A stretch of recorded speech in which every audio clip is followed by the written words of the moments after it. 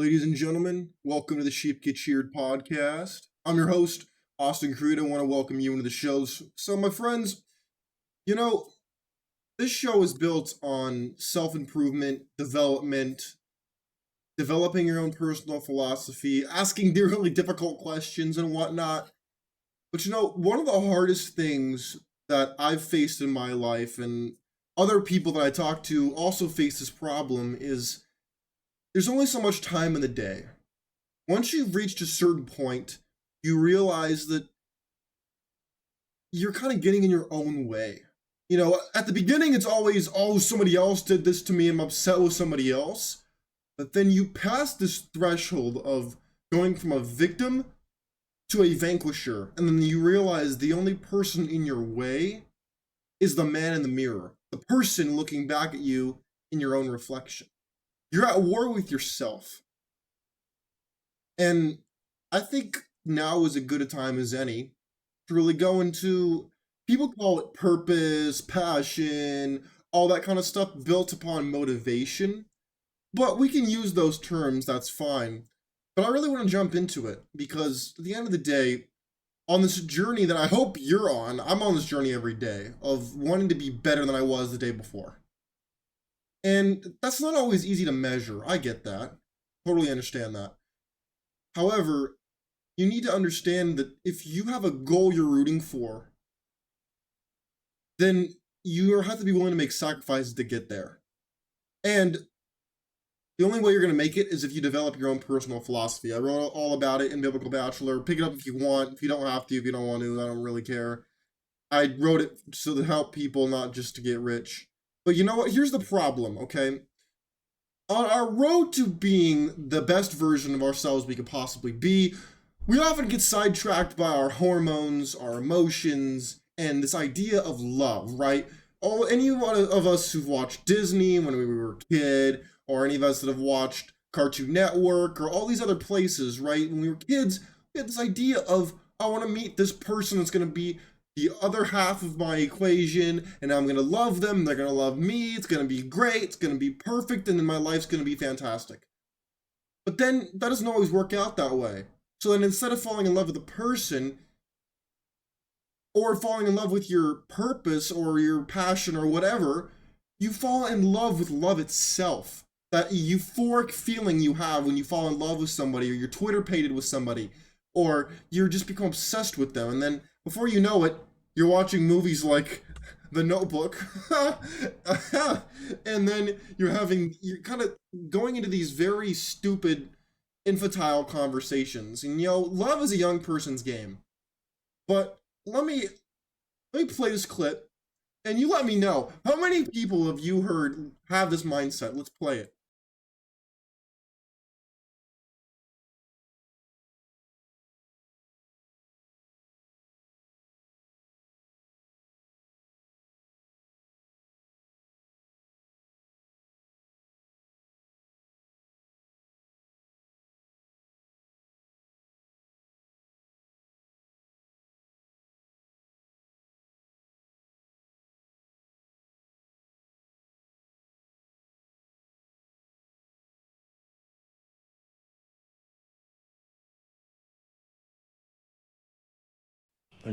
Okay, see, oh no, oh no. You know what the worst part is?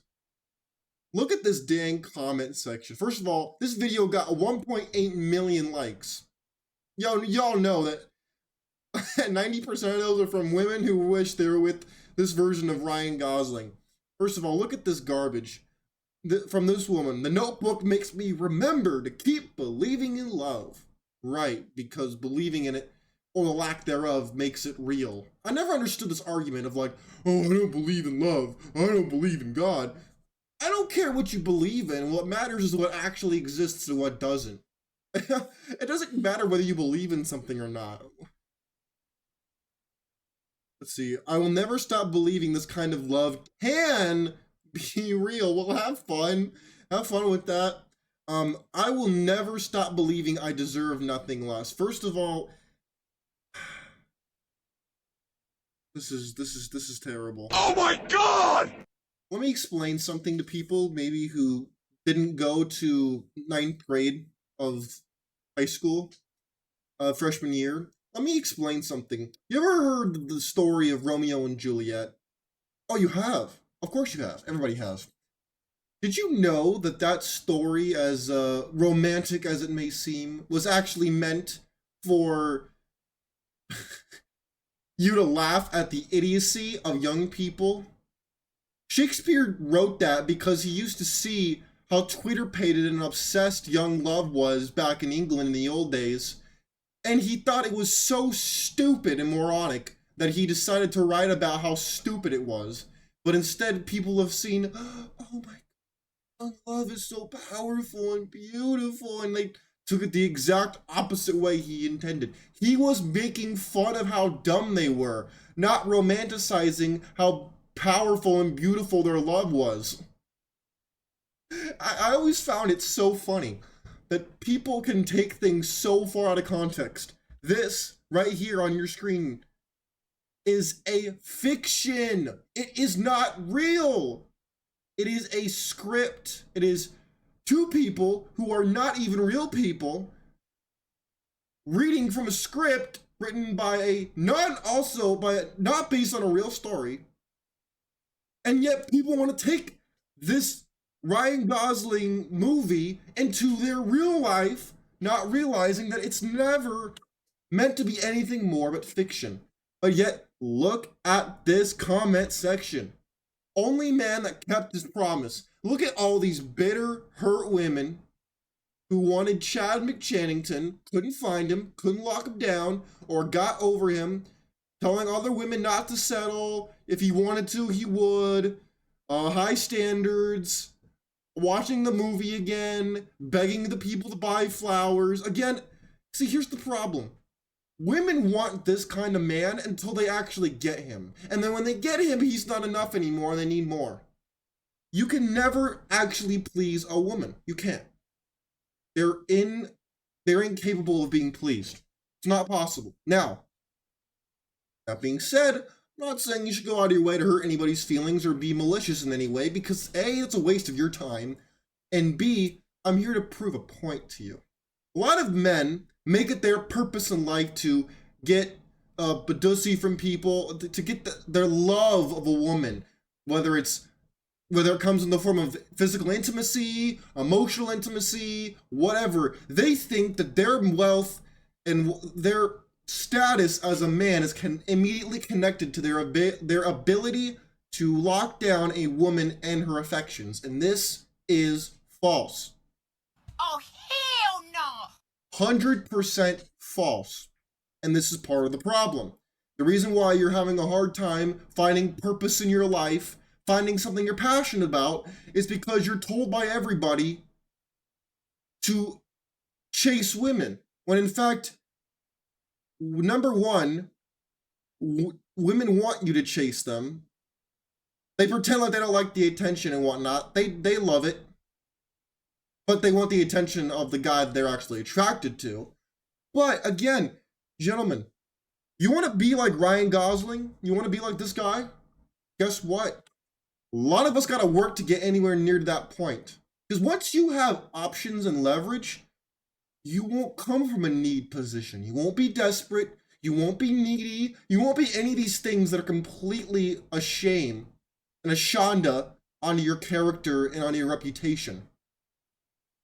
But you see, in this process to become the person we want to be, we get sidetracked by our emotions, and then we kind of go through this phase of now we want to build, right? We go through this, you might be, maybe you read Napoleon Hill. Maybe you ran into a video about Andrew Tate. Maybe you suddenly want to build this future for yourself. Well, the problem is then you start also listening to stuff like this. If everything is made of energy, and energy is neither created or destroyed, then all things already exist in an energetic and vibrational state.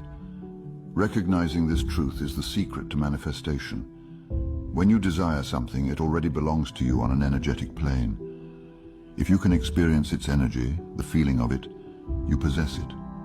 Persist in this sensation, this potent energy, and observe as it morphs from waveform to particle, from ethereal energy to tangible matter.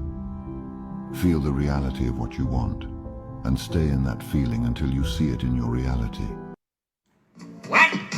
Okay. I totally understand what he's saying. Here's the problem, though. Okay, the problem is, again, this idea of Sphinxian syndrome. I created this term because it basically applies to people who use vague, mystic language to, in a lot of words, to say nothing. They infer everything, but say nothing. They don't explain it to you in a way that's very easy to follow. Any idiot can overcomplicate something that's already complex. It takes someone who's actually wise to break down that which is complex and make it comprehensible to the masses. That is what separates somebody who is average from somebody who is an intellectual. Now, that being said, I understand this idea of energy is neither created nor destroyed. Albert Einstein, we understand this. But here's the interesting part of it. People want to live too much in their head, right? And while your mindset is the most important thing you can ever have, don't ever forget that, by the way. Whether you want to look at the negative or the positive can ultimately change your entire life. That is 100% true. The problem is, even if you have all this knowledge, you have all this wisdom, knowledge only becomes wisdom through application, not just contemplation. I'll repeat that in case you missed it. Knowledge becomes wisdom through application, not just dang it, I lost it. My mind's 5 places at once. Not just contemplation. You need to be able to not just contemplate it, but to apply it. That's what makes knowledge into wisdom. But yet, so many people, myself included, and a lot of times, we want to just overcomplicate it. It seems so hard. It's like climbing a mountain, and you're standing at the base of the mountain, and you're like, wow, that is, it's a long way up. How long is this going to take again? And then instead of just starting to climb, you start thinking about climbing. Then you start thinking about maybe I shouldn't climb at all. Maybe I want to do something else. Maybe I want to go to the river. Maybe I want to go to the beach. Maybe I just want to go back home. You stop, it paralyzes you. You put yourself in mental, or what I call psychological paralysis, and you just kind of stand there and you don't do anything, which is the worst thing you can do. The only thing worse than a step backwards is not a step at all. Because sometimes even a step backwards can make you realize just how much you need to take 2 steps forward, 3 steps forward. And that's powerful. And it allows you the chance to liberate yourself from the oppression and limitations put on you by you. And speaking of limitations and purpose and passion, a lot of people say they want to find purpose and passion in God. And I respect that, I do. Here's the problem though, is we just talked about this energy language that you hear from every quasi-dating coach that's female on TikTok. But now, let's look at this, and let's hear it from a more Judeo-Christian perspective, shall we? The Bible declares that all of my days, we're talking about purpose now, were ordained for me before one of them came to be. Yes. God told Jeremiah, I knew you before you were in your mother's womb and had already ordained you to be a prophet to the nations. Your purpose was sealed before your mama's womb carried you. Isn't that something? The Bible says that Jesus was not a good idea after Adam screwed up, but Jesus was the lamb slain before the foundations of the world. So God already had a plan of redemption before man ever screwed up. Woo. So purpose starts in heaven. Okay. See, it's this kind of stuff that makes me really wonder how people don't understand that the church in a lot of ways has completely fallen apart. And he's not inherently wrong with what he's talking about. The problem is this. Theology is very confusing for a lot of people. Even if you grew up in the church, you hear one thing from one person, something else from somebody else, and then you don't know how to rectify the two together. So you do and you don't at the same time, and then you get confused, and then somebody tells you that what you believe is not true, but theirs is, even though they can't prove it, and all this type of garbage, right? And then we get into this conversation of free will versus predestination and all this stuff, right? But that's all missing the forest for the trees. In my experience, and this is anecdotal, I understand, but in my experience, God rewards people who take action. God doesn't just walk up while you're sitting there doing nothing and then say, hey kid, I got an opportunity for you. I've never heard of that really happening. The problem is people expect that to happen. People expect that God's just gonna show up while they're sitting around playing Xbox, on scrolling social media, or whatever, and then God's just gonna show up and gonna offer them a deal of a lifetime while they're not doing anything, while they're not investing in themselves, while they're not actually bettering themselves at all. They want God to do better by them. First of all, I'm not going to speak about what God will or will not do. I'll leave that to the less educated individuals. But what I will say is this. Energy that we have is spent in multiple ways throughout our day. And some people pull energy from different places. Some people swear up and down that God gets them through the day. And that's beautiful. Some people say that they make it through the day because they're just that driven and they want to make it happen. Respect. Other people say that there's the love of their significant other or their kids or whoever or their pet or their whatever keeps them going. Well, that's also beautiful. But you know what? The strongest form of energy that I have found is your hormonal energy that's centered around your sexual orientation. And if you do not harness this power, it tends to lead you astray, and it tends to either make you fall in love with love, it makes you become overzealous about things you can't control, like religion or politics, which I love talking about, don't get me wrong.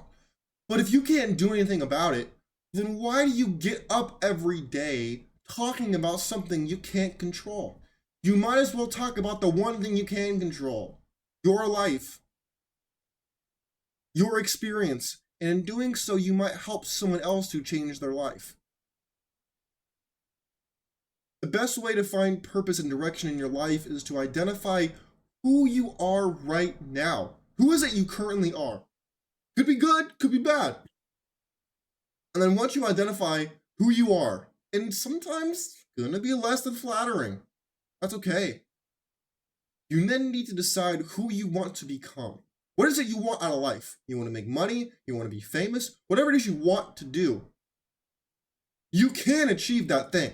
Now, is it going to be easy? No, because if it was, you'd already be there. But if you're willing to sacrifice everything you have to get what you want, then you might have a chance at achieving what it is you want to achieve. But you see, the problem is a lot of people want to get while not really giving a whole lot. And those of us who give a lot and we don't get necessarily what we expected to get in return, we can harbor resentment. And that's only going to serve the same purpose as somebody drinking poison and then wanting the person they despise to drop dead. You see how stupid that sounds? Exactly. It doesn't make a whole lot of sense. Neither does living one way and then expecting a different result. That's like planting a banana tree and then wanting a strawberry bush. That's not going to happen because it goes against the laws of nature. Just like if you go to the gym for long enough and you eat a somewhat protein-filled diet, you will gain muscle. You can't just go to the gym, lift weights, and not see results. It doesn't work that way because you're putting energy towards doing that. In the same way that if you put energy towards your career, you go into work every day, you show up, you work hard, you put in extra work, then guess what? You will be rewarded for that. You cannot give without getting something in return. It may not be what you wanted or what you think you needed, but at the end of the day, the best way for those two to be brought together is for you to make that choice for yourself. Not looking to a bunch of other people who don't know you, don't know your position, don't know what you care about, don't care, frankly, what you care about. Then why are you letting them tell you how to run your life? I want you to decide for yourself what you value, what you want, and what you want to do. That will set you free. Now, is it hard? Oh, hell yeah, it's hard. If it was easy, everybody would do it. But it's only because there are so few of us that it actually holds value. Scarcity is valuable. Bitcoin works the same way. Only so many of it out there, and a lot of people want it. That's why it has value. A lot of people want freedom. Very few people are willing to pay the price and are content with the freedom to be comfortable. My friends, please have the courage to develop your own personal philosophy. Identify what you care about. Find out what you want to actually do, not just care about what other people tell you to care about, because they don't really care about you, by the way, most likely.